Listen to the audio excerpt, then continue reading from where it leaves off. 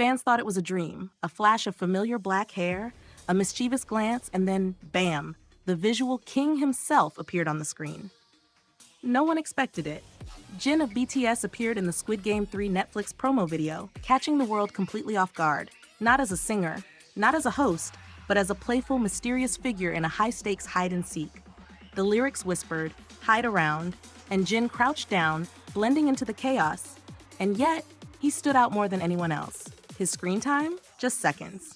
The impact? Unforgettable. This wasn't just a cameo. It was a message. I'm back, and I'm everywhere. And it couldn't be truer. Jin isn't just returning. He's redefining what it means to be a global superstar. His influence stretches far beyond the music stage, beyond even the screen. Because at his core, Jin isn't just a celebrity.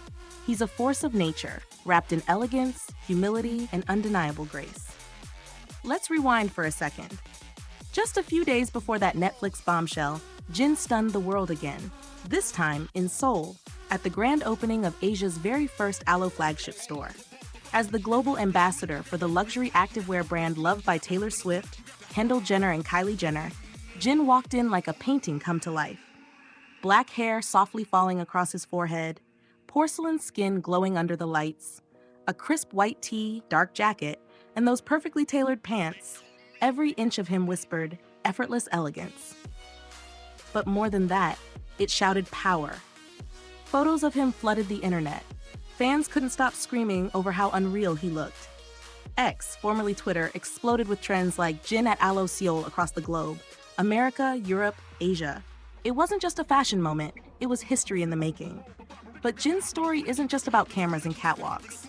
It's about heart. On July 3rd, fans around the world celebrated a deeply special milestone, Jin's 11,900th day on Earth. But instead of just trending hashtags or streaming songs, they turned their love into action. Over 57 million hearts poured into the idol ranking app My Favorite Idol, crowning Jin as a donation fairy once again. This wasn't his first time, or even his 10th.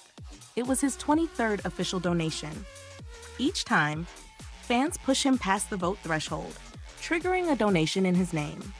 This time, 500,000 won went to the Wheat Welfare Foundation, but that's just a drop in the ocean of Jin's giving spirit. From UNICEF donations, to children's hospitals, to helping patients with incurable diseases in developing countries, Jin has given millions of won without ever once asking for recognition. It was only years later that UNICEF quietly revealed he'd been donating monthly since 2019, adding him to their prestigious Honors Club. Why? Because they believed good influence grows when shared. And no one embodies that more than Jin. In June alone, he topped the Star Planet Idol rankings with over 111,000 votes, becoming the donation fairy for 4 straight months. Another million won donated to UNICEF in his name. Another reason for fans to be proud. Another chance to lead by example. But this isn't just about rankings or titles. This is about a man who lives his truth. A man who, despite global fame, still smiles shyly, still waves sweetly, still cries when fans scream too loud. And this year, he gave fans something else to cry over: music. On May 16th, Jin released his second solo mini-album, Echo. It wasn't just an album, it was a confession. A gentle yet powerful exploration of love, regret, longing. The lead single, Don't Say You Love Me, wasn't just a hit, it made history. It became the first and only Asian song to top Spotify's global chart in 2025.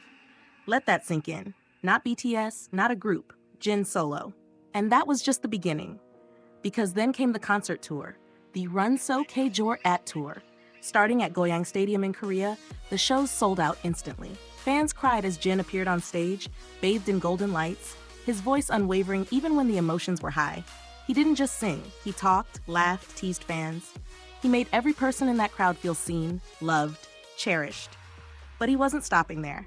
18 concerts, 9 cities, from Chiba to Osaka, Anaheim to Dallas, London to Amsterdam. And in a moment that made headlines around the world, Jin became the first K-pop solo artist ever to perform at the O2 Arena in London, a venue where legends walk, and now he's one of them.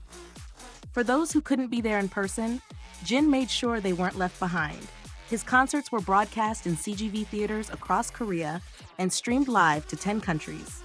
Fans gathered in movie theaters, hands over hearts, some crying, some screaming, all united by the man who gives so much of himself every single time, and the world noticed.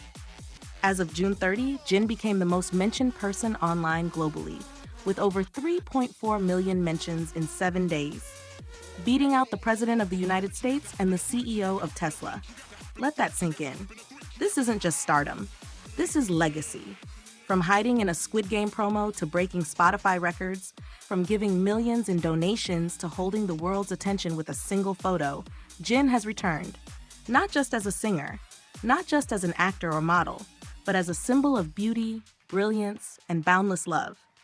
And something tells me, this is only the beginning.